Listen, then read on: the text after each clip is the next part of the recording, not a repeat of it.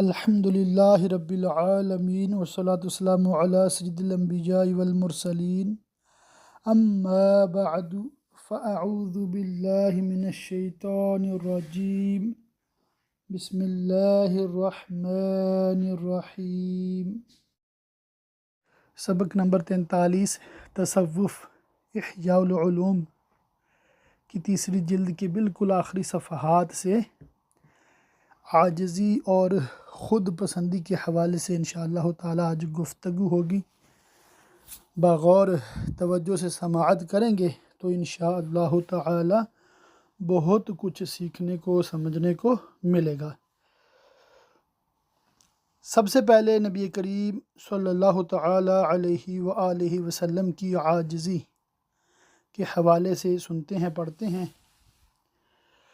رسول اکرم صلی اللہ تعالی علیہ وآلہ وسلم کا فرمان عالی شان ہے، میں ایک بندہ ہوں، زمین پر بیٹھ کر کھاتا ہوں، اونی لباس پہنتا ہوں، اونٹ کو باندھتا ہوں، کھانے کے بعد انگلیاں چاٹتا ہوں اور غلام کی دعوت قبول کرتا ہوں، پس جس نے میری سنت سے اعراض کیا وہ مجھ سے نہیں۔ مروی ہے کہ حضرت سیدنا ابو موسیٰ اشعری رضی اللہ تعالیٰ عنہ سے کسی نے عرض کی، کچھ لوگ اچھا لباس نہ ہونے کے سبب جمعہ کی نماز میں حاضر نہیں ہوتے۔ یہ سن کر آپ رضی اللہ تعالیٰ عنہ نے صرف ایک اونی جبہ میں نماز پڑھائی۔ یہ مواقع وہ ہیں جہاں تکبر اور ریا دونوں کا اجتماع ہوتا ہے، لہٰذا اگر لوگوں کی موجودگی میں کوئی کام کرنے میں شرم محسوس ہو تو وہ ریاکاری ہے، اور اگر خلوت میں بھی ایسا ہو تو یہ تکبر ہے۔ اس کی پہچان حاصل کرنی چاہیے، کیونکہ جو برائی سے واقف نہیں ہوتا وہ اس سے بچ نہیں سکتا، اور جو مرض کا ادراک نہیں کر پاتا وہ اس کا علاج نہیں کر سکتا۔ 10ویں فصل ہے عاجزی کے حصول کا درست طریقہ۔ دراصل ہم پڑھ رہے تھے تکبر کا علاج، تکبر سے کیسے بچنا ہے۔ تو تکبر سے جو بچے گا وہ عاجزی اختیار کرے گا، لازمی بات ہے۔ دیگر اخلاق کی طرح عاجزی کے بھی 3 درجے ہیں۔ ایک درجہ زیادتی کی طرف مائل ہوتا ہے، اسے تکبر کہتے ہیں۔ ایک درجہ کمی کی طرف مائل ہوتا ہے، اسے کمینگی اور ذلت کہتے ہیں۔ اور ایک درمیانی درجہ ہے جسے عاجزی سے موسوم کرتے ہیں۔ یہی درجہ محمود و پسندیدہ ہے کہ انسان بغیر ذلت کی عاجزی کرے، باقی دونوں درجے قابل مذمت ہیں۔ اللہ تعالیٰ عز و جل کو تمام امور میں میانہ روی پسند ہے، لہذا جو آدمی اپنے ہم پلہ لوگوں سے مقدم رہنا چاہتا ہے وہ متکبر ہے، اور جو ان سے پیچھے رہے وہ متواضع ہے۔ اور تواضع کا مطلب یہ ہے کہ اس نے اپنی وہ منزلت گھٹا دی جس کا وہ مستحق تھا۔ عالم کیسی عاجزی کرے؟ عالم کے پاس کوئی موچی آئے اور وہ اس کے لیے اپنی جگہ چھوڑ دے اور اسے اپنی جگہ بٹھائے، پھر آگے بڑھ کر اس کے جوتے سیدھے کرے اور پیچھے پیچھے دروازے تک جائے، تو اس عالم نے ذلت و رسوائی کو گلے لگایا۔ یہ ناپسندیدہ بات ہے، بلکہ اللہ عز و جل کے ہاں اعتدال پسندیدہ ہے، یعنی ہر حقدار کو اس کا حق دیا جائے۔ اس طرح کی عاجزی اپنے ساتھیوں اور ہم پلہ لوگوں کے ساتھ بہتر ہے۔ عام آدمی کے لیے عالم کی طرف سے تواضع اسی قدر ہے کہ جب وہ آ جائے تو کھڑے ہو کر اس کا استقبال کرے، خندہ پیشانی سے گفتگو کرے، اس کے سوال کا جواب دینے میں نرمی برتے، اس کی دعوت قبول کرے، اس کی ضرورت پوری کرنے کی کوشش کرے، اور خود کو اس سے بہتر نہ سمجھے بلکہ دوسروں کی نسبت اپنے بارے میں زیادہ خوف رکھے، نیز اسے حقارت کی نظر سے دیکھے نہ ہی چھوٹا سمجھے، یعنی کہ نہ حقارت کی نظر سے دیکھے نہ اس کو چھوٹا سمجھے، کیونکہ اسے اپنے انجام کی خبر نہیں۔ مطلب یہ ہوا کہ اگر کوئی موچی عالم کے پاس آئے تو اس سے بڑے پیار سے، اخلاق سے، محبت سے ملنا ہے، عزت دینی ہے، مگر خود کو اتنا نہیں گرانا کہ اس کے جوتے سیدھے کرنے شروع ہو جاؤ۔ یہ عاجزی نہیں ہے، یہ کمینگی اور ذلت ہے جو کہ عالم کے شایان شان نہیں ہے۔ خلاصہ کلام یہ ہے کہ عاجزی کے حصول کے لیے انسان اپنے ہم پلہ اور کم مرتبہ لوگوں سے بھی عاجزی کے ساتھ پیش آئے، تاکہ عاجزی کی اچھی عادت اس کے لیے آسان ہو جائے اور تکبر زائل ہو جائے۔ جب عاجزی کرنا اس کے لیے آسان ہو جائے گا تو وہ عاجزی کے وصف سے متصف قرار پائے گا، اور اگر عاجزی کرنا گراں گزرتا ہے مگر پھر بھی عاجزی کرتا ہے تو وہ متواضع نہیں بلکہ بتکلف عاجزی کرنے والا کہلائے گا، کیونکہ عادت اسے کہا جاتا ہے جو کام انسان بآسانی بلا تکلف و بلا تعمل کر سکے۔ اور اگر عاجزی کرنا اس قدر آسان ہو جائے کہ انسان اپنے مرتبے اور وقار کا خیال بھی نہ رکھے اور نوبت ذلت و خوشامد تک پہنچ جائے تو یہ حد سے تجاوز کرنا ہے۔ انسان خود کو ایسے مرتبے سے اوپر لے جائے تاکہ درمیانی درجہ حاصل ہو، جسے اعتدال کہتے ہیں، کیونکہ مومن کے لیے جائز نہیں کہ وہ اپنے آپ کو ذلیل کرے۔ درمیانی درجے کا حصول عاجزی اور دیگر تمام اخلاقی حسنہ میں سب سے مشکل امر ہے۔ یعنی کہ ہم سے کیا ہوتا ہے، بعض اوقات تو تکبر، اور بعض اوقات اس کا اپوزٹ ہو جاتا ہے کہ بالکل ہی ذلت۔ تو یہ معرفت جو ہے نا بہت ضروری ہے کہ بندہ اپنا عالمانہ وقار بھی قائم رکھے اور عاجزی بھی کرے۔ یہ صرف علماء کے لیے نہیں ہے، عام مسلمان کی بھی عزت ہے، وہ اپنی عزت نفس کا بھی خیال رکھے، ٹھیک ہے، دوسروں سے تکبر نہ کرے۔ مطلق پسندیدہ عمل، درمیانی درجہ سے نیچے یعنی خوشامد کی جانب مائل ہونا یا زیادتی یعنی تکبر کی طرف مائل ہونے کے مقابلے میں زیادہ آسان ہے۔ جیسے مال میں بخل کی نسبت لوگوں کے نزدیک اسراف کرنا پسندیدہ عمل ہے، حد سے زیادہ خرچ کرنا اور حد سے زیادہ بخل دونوں قابل مذمت ہیں، لیکن ان میں سے ایک دوسرے کے مقابلے میں زیادہ برا ہے۔ اسی طرح حد سے زیادہ خود پر فخر کرنا اور حد سے زیادہ عاجزی کرنا جو ذلت کا باعث ہو، دونوں قابل مذمت ہیں، اور جہاں بھی ان دونوں میں سے ایک دوسرے کے مقابلے میں زیادہ برا ہے۔ اور مطلق پسندیدہ عمل درمیانی درجہ اور ہر وہ عمل ہے جو شریعت و عادت کے مطابق کیا جائے۔ تکبر اور عاجزی کے سلسلے میں اسی قدر بیان پر اکتفا کیا جائے۔ دوسرا حصہ ہے خود پسندی کا بیان۔ اس میں 5 فصلیں ہیں۔ اس حصہ میں خود پسندی کی مذمت، اس کی آفات، خود پسندی اور ناز کرنے کی حقیقت، اور ان دونوں کی تعریفات، خود پسندی کے علاج، اس کے اسباب کی تفصیل بیان کی جائے گی۔ خود پسندی کی مذمت قرآن و حدیث دونوں سے ثابت ہے۔ خود پسندی کی مذمت میں 3 فرامین باری تعالی، اس میں سے انشاءاللہ تعالی ایک فرمان جو پہلا ہے وہ میں پڑھ کے سناتا ہوں۔ اور حنین کے دن، غزوہ حنین کی بات ہو رہی ہے، اور حنین کے دن جب تم اپنی کثرت پر اترا گئے تھے تو وہ تمہارے کچھ کام نہ آئی۔ اس آیت مبارکہ سے معلوم ہوا کہ تمہیں اترانا نہیں چاہیے تھا۔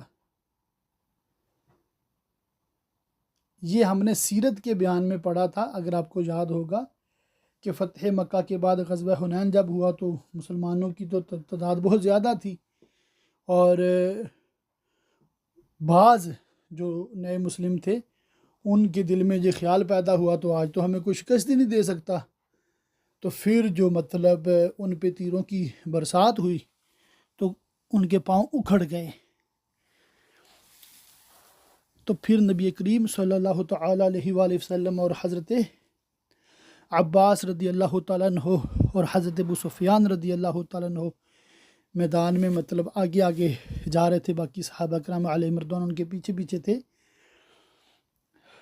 اور جو میدان سے ہٹ گئے تھے وہ بھی پھر واپس آئے، اور پھر وہ جنگ کا پانسہ بدلا، مگر اولین ان کو شکست کس وجہ سے ہوئی؟ اترانے کی وجہ سے۔ خود پسندی کی مذمت میں 2 فرامین مصطفیٰ، 3 چیزیں ہلاکت میں ڈالنے والی ہیں: بخل جس کی پیروی کی جائے، نفسانی خواہش جس کی اطاعت کی جائے، اور انسان کا خود کو اچھا جاننا۔ دوسرا ہے حضور سید عالم صلی اللہ تعالیٰ علیہ وآلہ وسلم نے اس امت کے آخر کا ذکر کرتے ہوئے حضرت سیدنا ثعلبہ رضی اللہ تعالیٰ عنہ سے فرمایا، جب تم دیکھو کہ بخل کی اطاعت کی جائے، خواہش نفس کی پیروی کی جائے، اور ہر رائے دینے والا اپنی رائے کو پسند کرے تو اس وقت تم اپنی فکر کرو۔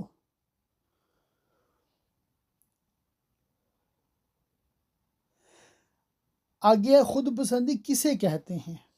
اللہ عز و جل ارشاد فرماتا ہے فَلَا تُزَكُّوا أَنفُسَكُمْ، تو آپ اپنی جانوں کو ستھرا نہ بتاؤ۔ اس آیت طیبہ کی تفسیر میں حضرت سیدنا ابن جریج رحمۃ اللہ تعالی علیہ فرماتے ہیں اس کا معنی یہ ہے کہ جب تم نیک عمل کرو تو یہ مت کہو کہ میں نے فلاں عمل کیا۔ خود پسندی کیا ہے؟ اپنی طرف نسبت۔ اور اگر بندہ یہ کہہ دے بھی اللہ نے مجھے توفیق دی، پھر یہ خود پسندی نہیں ہے، یہ تو اللہ کی تعریف کر رہا ہے۔ حضرت سیدنا زید بن اسلم رضی اللہ تعالیٰ عنہ فرماتے ہیں اپنے نفس کو نیکوکار نہ قرار دو، یہ اعتقاد نہ رکھو کہ وہ نیک ہے۔ خود پسندی کے یہی معنی ہے کہ خود کو نیک سمجھا جائے۔ خود کو کیا سمجھنا ہے؟ میں سب سے برا ہوں، یا الہی کرم ہو کرم، بس یہ ہونا چاہیے۔ سیدنا فاروق اعظم رضی اللہ تعالیٰ عنہ کی فراست کے حوالے سے یہاں پر بات ہے۔ خود پسندی کی مذمت میں دو اقوال بزرگان دین ہیں۔ یہاں پر آدمی گناہ گار کب ہوتا ہے یہ میں پڑھ کے سناتا ہوں۔ ام المومنین حضرت سیدتنا عائشہ صدیقہ رضی اللہ تعالیٰ عنہ سے پوچھا گیا آدمی گناہ گار کب ہوتا ہے؟ آپ نے فرمایا جب اسے یہ گمان ہوتا ہے کہ وہ نیک ہے۔ اللہ عز و جل ارشاد فرماتا ہے اپنے صدقے باطل نہ کر دو، احسان رکھ کر اور ایذا دے کر۔ احسان جتانا اپنے صدقے کو بڑا سمجھنے کا نتیجہ ہے، اور اپنے عمل کو بڑا سمجھنا خود پسندی کی علامت ہے۔ اس گفتگو سے معلوم ہوا کہ خود پسندی انتہائی مذموم صفت ہے۔ خود پسندی کی آفات جان لیجئے، خود پسندی کی آفتیں بہت زیادہ ہیں۔ خود پسندی تکبر کی طرف لے جاتی ہے، کیونکہ یہ تکبر کے اسباب میں سے ایک سبب ہے، جیسا کہ ہم نے اسے پیچھے ذکر کیا۔ خود پسندی سے تکبر پیدا ہوتا ہے اور تکبر سے بے شمار آفتیں جنم لیتی ہیں۔ یہ آپ نے یہاں پر اتنا ہی سمجھ لینا ہے۔ اس سے اگلا جو عنوان ہے وہ میں پڑھتا ہوں، نازاں ہونے اور خود پسندی کی حقیقت کیا ہے۔ کیونکہ جیسا میں نے کئی دفعہ یہ عرض کیا ہے آپ لوگوں کو، کسی چیز کی مذمت بیان کرنا یا کسی چیز کی فضیلت بیان کرنا اور اس پہ کئی صفحات پڑھتے رہنا یہ بھی اچھی بات ہے، مگر اصل جو ہے نا عالم کورس اردو کی بالخصوص یا کسی بھی عالم کے علم کی اصل کیا ہے، وہ یہ ہے کہ وہ اس چیز کو سمجھے، جو ٹاپک چل رہا ہے اس کو سمجھے۔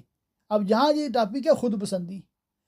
اب خود پسندی نہیں ہونی چاہیے، خود پسندی قابل مذمت ہے، مگر خود کو بندہ یہ تو سمجھائے سب سے پہلے کہ خود پسندی کہتے کس کو ہیں۔ تو میرا فوکس انشاءاللہ تعالی اسی بات پہ ہوگا، اور زیادہ میں اسی پہ کرتا بھی ہوں کہ ہم یہ سیکھیں، یہ سمجھیں۔ جب ایک دفعہ سمجھ گئے نا، مرض کی تشخیص ہو گئی، پھر انشاءاللہ تعالی اس کا علاج آسان ہو جائے گا۔ جان لیجئے خود پسندی ایسے وصف میں ہوتی ہے جو یقینی طور پر کمال ہو۔ جو شخص علم، عمل اور مال میں اپنے نفس کے لیے کسی کمال کا معترف ہو تو وہ شخص یا تو اس کمال کے زائل ہونے سے خائف ہوگا اور ڈرے گا کہ کہیں میرا کمال نقص نہ بن جائے یا سلب نہ ہو جائے، تو ایسا شخص خود پسندی کا شکار نہیں، یا پھر اس کمال کے زوال کا خوف نہیں رکھتا ہوگا، بلکہ اس بات پر خوش ہوتا ہے کہ اللہ عز و جل نے اسے جو نعمت عطا فرمائی ہے اس میں اس کا کوئی ذاتی کمال نہیں، اور یہ بھی خود پسندی نہیں۔ جیسے میں نے آیت کی تفسیر میں بھی بیان کیا تھا کہ اگر بندہ یہ کہے کہ میں نے یہ اچھا کام کیا ہے، یہ جو میں ہے نا، یہ بندے کو مرواتی ہے، جب کہے یہ اللہ کا کرم ہے تو یہ خود پسندی نہ ہوا۔ ان دو حالتوں کے علاوہ ایک تیسری حالت بھی ہے کہ نہ اسے کمال کے زوال کا خوف ہے اور نہ اللہ کی نعمت ہونے کی حیثیت سے اس کمال و سربلندی پر خوشی ہو، بلکہ وہ یہ سمجھتا ہو کہ یہ کمال میرا وصف ہے، میری طرف منسوب ہے اور میں ہی اس کا ایجاد کرنے والا ہوں، یہ حالت خود پسندی ہے۔ ایسی حالت میں اگر دل میں یہ خیال غالب آئے کہ یہ نعمت اللہ کی طرف سے ہے اور وہ جب چاہے چھین سکتا ہے، تو خود پسندی زائل ہو سکتی ہے۔ اس گفتگو سے خود پسندی کی تعریف یہ معلوم ہوئی کہ خود پسندی نعمت کو بڑا جاننا، اس پر مطمئن ہونا اور اس بات کو بھول جانا کہ اس کی نسبت منعم حقیقی یعنی نعمتوں سے نوازنے والا اللہ عز و جل ہے، منعم حقیقی طرف ہے، بندہ بھول جاتا ہے۔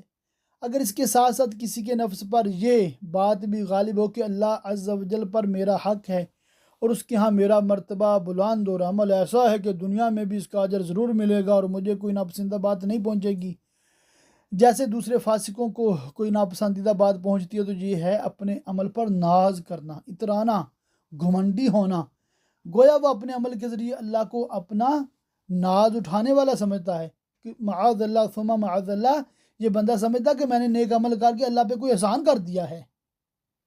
یہ غلط سوچ ہے۔ اللہ تعالی ہمارے عمل کا محتاج نہیں ہے، ہم اس کے محتاج ہیں۔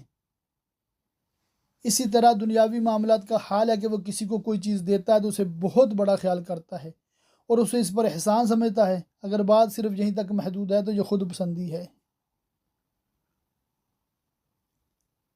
اپنے عمل پر ناز مت کرو۔ ارشاد باری تعالی ہے وَلَا تَمْنُن تَسْتَكْثِرْ، اور زیادہ لینے کی نیت سے کسی پر احسان نہ کرو۔ حضرت سیدنا قتادہ رحمۃ اللہ علیہ نے اس کی تفسیر میں فرمایا اپنے عمل پر ناز مت کرو۔ حدیث پاک میں ناز کرنے والے کی نماز اس کے سر سے اوپر نہیں جاتی۔ اگر تم ہنس کر اپنے گناہوں کا اعتراف کرو تو یہ اس سے بہتر ہے کہ تم اپنے عمل پر آنسو بہا کر ناز کرو۔ اپنے عمل پر ناز کرنے کا درجہ خود پسندی کے بعد ہے۔ جو شخص اپنے عمل پر ناز کرنے والا ہوگا وہ ضرور خود پسندی میں مبتلا ہوگا، اور کتنے ہی خود پسندی کے شکار ایسے ہیں جو اپنے عمل پر ناز کرنے والے نہیں، کیونکہ خود پسندی اپنے آپ کو بڑا جاننے اور نعمت کو بھول جانے سے ہوتی ہے۔ اس میں جزا کی توقع نہیں ہوتی، لیکن ناز کی تکمیل اس وقت ہوتی ہے جب جزا کی توقع ہو۔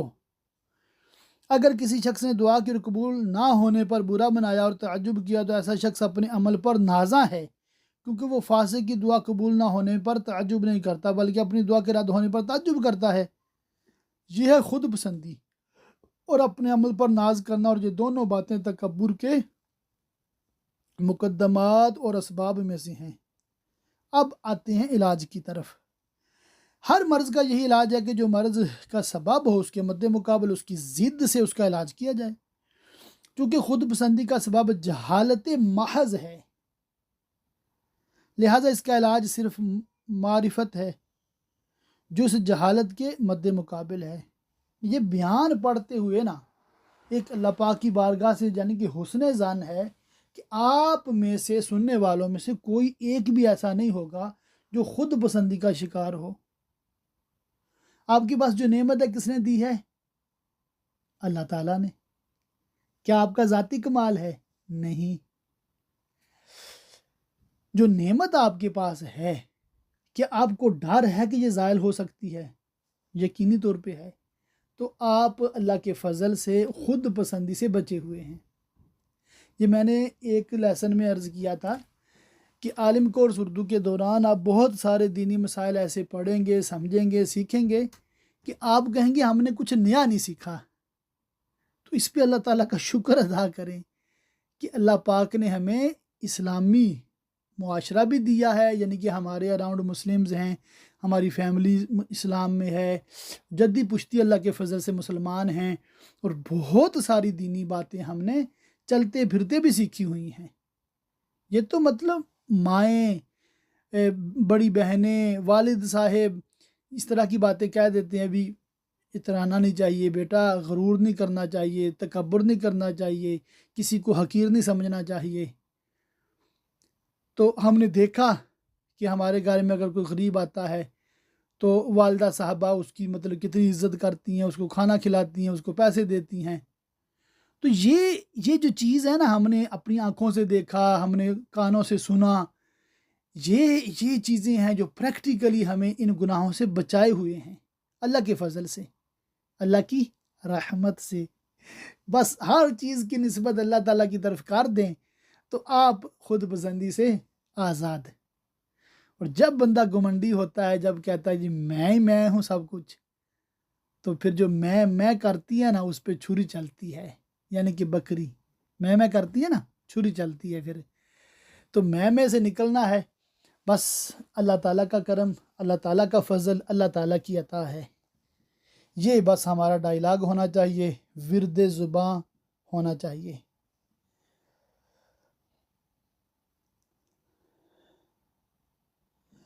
خود پسندی کبھی ایسے فعل کے ذریعے پیدا ہوتی ہے جو بندے کے اختیار میں ہوتا ہے، جیسے عبادت، صدقہ، جہاد اور مخلوق کی تدبیر و اصلاح، اور کبھی ایسے فعل کے ذریعے پیدا ہوتی ہے جو بندے کے اختیار میں نہیں ہوتا، جیسے حسن و جمال۔ اس پہ ایک شعر ہے نا، خدا جب حسن دیتا ہے نزاکت آ ہی جاتی ہے، کہ بعض حسین لوگ بھی ایسے ہوتے ہیں اترانے لگ جاتے ہیں، تو ایسا بھی نہیں ہونا چاہیے۔ اترانا نہیں ہے، اللہ کا شکر ادا کرنا ہے کہ اللہ پاک نے ہمیں حسین و جمیل بنایا، اشرف المخلوقات بنایا ہے، ٹھیک ہے، اللہ کا فضل ہے، کرم ہے، اس کا شکر ہے۔ مگر یہ حسن، یہ جوانی، یہ مال و دولت، یہ شہرت، یہ عزت ختم بھی ہو سکتی ہے، اترانا کس بات کا؟ کسی نے شعر لکھا ہے، شہرت کی بلندی بھی دم بھر کا تماشا ہے، جس شاخ پہ بیٹھے ہو وہ ٹوٹ بھی سکتی ہے، تو فخر نہیں کرنا، تکبر نہیں کرنا، بس عاجزی کو اختیار کرنا ہے۔ تو یہ جو اس کا مطلب خلاصہ میں نے آپ کو پورے پیراگراف کا تقریباً عرض کر دیا ہے۔ ایک سوال اور اس کے دو جواب۔ اگر تم کہو کہ میں اپنے اعمال سے صرف نظر نہیں کر سکتا، کیونکہ جب میں کوئی عمل کرتا ہوں تو اس پر ثواب کی امید رکھتا ہوں، اگر وہ عمل میرا ہی نہیں تو اس پر ثواب کی امید رکھنے کے کیا معنی؟ اور اگر وہ عمل اللہ عز و جل کی ایجاد ہے تو اس میں میرے لیے ثواب کیسے؟ اور جب اعمال کا تعلق مجھ سے ہے اور اس میں میری طاقت کو دخل ہے تو میں ان پر خود پسندی کا اظہار کیوں نہ کروں؟ تو اس کے دو جواب ہو سکتے ہیں، ایک تو واضح ہے اور دوسرا کچھ وضاحت طلب ہے۔ پہلا جواب تو یہ ہے کہ خود تمہاری قدرت، تمہارا ارادہ، تمہارے تمام اعمال اللہ عز و جل کے پیدا کرتا ہے، لہٰذا جب تم کوئی عمل کرتے ہو، مثلاً تم نماز پڑھتے ہو یا مٹھی بھر خاک اٹھا کر پھینکتے ہو، تو یہ تم نہیں کرتے بلکہ در حقیقت اللہ عز و جل مؤثر حقیقی ہونے کی حیثیت سے کرتا ہے۔ یہی بات حق ہے اور ارباب قلوب اس کا مشاہدہ کرتے ہیں، ظاہری آنکھوں سے دیکھنے والا بھی کسی چیز کا ایسا مشاہدہ نہیں کرتا۔ اللہ عز و جل نے تمہیں پیدا کیا، تمہارے اعضاء بنائے، ان میں قوت، قدرت، سلامتی پیدا کی، پھر تمہارے لیے عقل، علم اور ارادے کو تخلیق فرمایا۔ اب اگر تم ان میں سے کسی ایک چیز کو بھی اپنے آپ سے دور کرنا چاہو تو ایسا نہیں کر سکتے۔ اس کے بعد اللہ عز و جل نے تمہارے اعضاء میں حرکت پیدا کی، اور یہ حرکت صرف اسی ذات کی طرف سے ہے، اس میں تمہاری کوئی شرکت نہیں۔ نیز اللہ عز و جل نے یہ سب کچھ ترتیب سے پیدا کیا، جب تک عضو میں قوت اور قلب میں ارادہ پیدا نہیں کیا اس وقت تک حرکت پیدا نہیں کی۔ حرکت کی تخلیق سے پہلے علم تخلیق کیا، اور اس کی تخلیق سے پہلے قلب کو بنایا جو علم کا محل ہے۔ اللہ نے ان تمام اشیاء کو بتدریج پیدا کیا، ایک کے بعد دوسرے کی تخلیق فرمائی۔ اس سے انسان یہ سمجھا کہ میں اپنے اعمال کا خالق ہوں، حالانکہ انسان کی یہ سوچ غلط ہے۔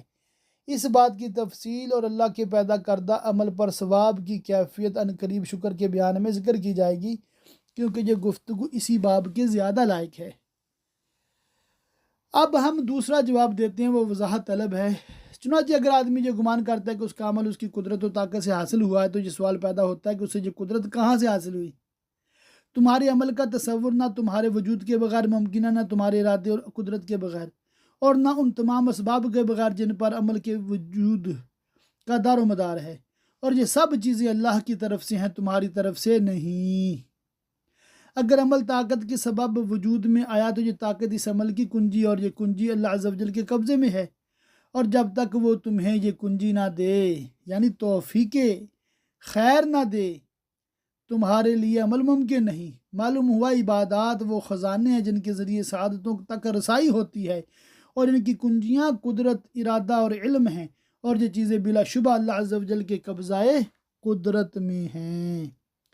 بہت پیارا یہ جواب ہے۔ نتیجہ یہ نکلا کہ جس کام پر قدرت کارگر ہوتی ہے تو اللہ عز و جل اس کے لیے تمہارے دل میں ایک ایسا شوق پیدا کر دیتا ہے جس کی مخالفت تم نہیں کر سکتے۔ اگر یہ مان بھی لیا جائے کہ تم کسی فعل کے فاعل ہو تو اس سے انکار نہیں کر سکتے کہ یہ فعل تم نے مجبور ہو کر کیا۔ اس لحاظ سے شکر کے لائق وہ ذات ہے جس نے تمہارے دل میں اس فعل کا شوق پیدا کیا اور تمہیں اس پر قدرت بخشی۔ ان قریب توحید و توکل کے بیان میں ہم یہ بات بیان کریں گے کس طرح اسباب اور مسببات ایک دوسرے کے ساتھ لازم و ملزوم یعنی جڑے ہوئے ہیں۔ وہاں یہ بات واضح ہو جائے گی کہ اللہ عز و جل کے سوا کوئی فاعل نہیں اور نہ ہی اس کے سوا کوئی خالق ہے۔ اللہ عز و جل کی ہر تقسیم انصاف پر مبنی ہے۔ سبحان اللہ، سبحان اللہ، سبحان اللہ۔ بڑی توجہ سے سنیے گا۔ تعجب ہے ایسے لوگوں پر جنہیں اللہ عز و جل نے علم و عقل سے نوازا ہے۔ وہ دنیاوی دولت سے محرومی کے باعث اس پر برا مناتے ہیں اور کسی غافل و جاہل دولت مند کو دیکھ کر یہ شکوہ کرتے ہیں کہ ہم علم رکھنے کے باوجود دولت سے محروم ہیں، بلکہ ہمیں ایک وقت کی خوراک بھی میسر نہیں، اور یہ شخص جاہل و غافل ہونے کے باوجود دنیاوی نعمتوں سے مالا مال ہے۔ ایسے لوگ گویا یہ سمجھتے ہیں کہ اللہ عز و جل کی یہ تقسیم انصاف پر مبنی نہیں بلکہ ظلم کے قریب ہے۔ معاذ اللہ، اللہ کی پناہ۔ حالانکہ ان دھوکے میں مبتلا لوگوں کو یہ نہیں معلوم کہ انہیں مال و عقل دونوں دیے جاتے تو ظاہر حال میں یہ بات ظلم کے زیادہ مشابہ ہوتی، کیونکہ ایسی صورت میں جاہل تنگ دست یہ شکوہ کرتا کہ اے اللہ عز و جل تو نے فلاں کو مال داری اور عقل دونوں سے نوازا اور مجھے دونوں سے محروم رکھا، تو نے یہ دونوں چیزیں مجھے عطا کیوں نہیں کی، یا کم از کم ایک ہی عطا کر دیتا۔ حضرت سیدنا علی المرتضیٰ کرم اللہ تعالی وجہہ الکریم سے پوچھا گیا، عقل مند لوگ تنگ دست کیوں ہوتے ہیں؟ بڑے پتے کا سوال ہے۔ تو آپ رضی اللہ تعالیٰ عنہ نے فرمایا، انسان کی عقل بھی رزق میں شمار ہوتی ہے۔ اللہ اللہ اللہ، یہ بات باعث حیرت ہے کہ کوئی عقل مند تنگ دست جب کسی جاہل مالدار کو اپنے آپ سے بہتر حالت میں دیکھے تو اللہ سے شکوہ کرنے لگے، مگر اس بات پر تیار نہ ہو کہ اپنی حالت اس سے بدل لے، یعنی اپنی تنگ دستی اور عقل مندی کے عوض اس کی جہالت اور مالداری خرید لے۔ معلوم ہوا اللہ کی نعمت جو اس پر ہے وہ بڑی ہے، لہٰذا اسے جاہل دولت مند کو دیکھ کر اس پر تعجب نہیں کرنا چاہیے۔ اسی طرح خوبصورت تنگ دست عورت جب کسی بد شکل عورت پر زیورات جواہر دیکھتی ہے تو تعجب کرتے ہوئے کہتی ہے کہ میں اپنے حسن و جمال کے باوجود کیوں زیب و زینت سے محروم ہوں، اور اس قبیح شکل کو زینت کیسے حاصل ہو گئی؟ وہ دھوکے میں پڑی ہوئی یہ نہیں جانتی کہ اس کی خوبصورتی بھی رزق میں شمار ہے۔ واہ، اگر اسے حسن اور بدصورتی میں اختیار دیا جائے جبکہ بدصورتی کے ساتھ مالداری بھی ہو تو وہ حسن و جمال کو ترجیح دے گی۔ معلوم ہوا حسن و جمال اس پر اللہ کی بڑی نعمت ہے۔ کسی عاقل تنگ دست کا یہ کہنا، الہی تو نے مجھے دنیا سے کیوں محروم رکھا ہے جبکہ جاہل کو دنیا سے نوازا ہے، ایسا ہی ہے جیسے کوئی بادشاہ سے گھوڑے کا تحفہ پا کر کہے، عالی جا آپ نے مجھے غلام کیوں نہیں عطا کیا جبکہ میرے پاس گھوڑا بھی ہے؟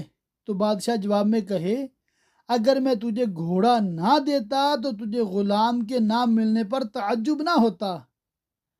فرض کرو کہ میں نے تمہیں گھوڑا نہ دیا ہو تو کیا تم میری ایک نعمت کو دوسری کا وسیلہ اور حجت بناتے اور اس کے ذریعے دوسری نعمت طلب کرتے؟ یہ شکوک و شبہات ہیں جن سے جاہل لوگ خالی نہیں ہوتے۔ تو یہ بہت پیاری بات امام غزالی علیہ الرحمہ نے فرمائی ہے، عقل والوں کے لیے، سمجھ والوں کے لیے بہت بڑی بات ہے۔ خود پسندی کے اسباب اور ان کا علاج۔ جان لیجیے خود پسندی کے 8 اسباب ہیں اور یہ وہی ہیں جو تکبر کے اسباب ہیں جنہیں ہم ذکر کر چکے، اور ہم نے رسالہ تکبر جو ہے دعوت اسلامی کے مجلس المدینۃ العلمیہ کا لکھا ہوا پڑھا ہوگا، اردو میں بھی ہندی میں بھی۔ تکبر اور خود پسندی کا بیان مکمل ہوا۔ اگلے لیسن میں انشاءاللہ تعالی دھوکہ اور اس کے متعلقات کے بارے میں بیان ہوگا۔ ہو سکتا ہے کہ ایک ہی لیسن میں یہ سارا ٹاپک ہمارا مکمل ہو جائے اور جلد نمبر 3 بھی مکمل ہو جائے۔ اللہ تعالیٰ کی پاک بارگاہ میں دعا اللہ پاک ہمیں علم دین حاصل کرنے، عمل کرنے، دوسروں تک پہنچانے کی توفیق مرحمت فرمائے۔ آمین بجاہ النبی الامین وصلی اللہ تعالی علیہ وآلہ وصحبہ وبارک وسلم۔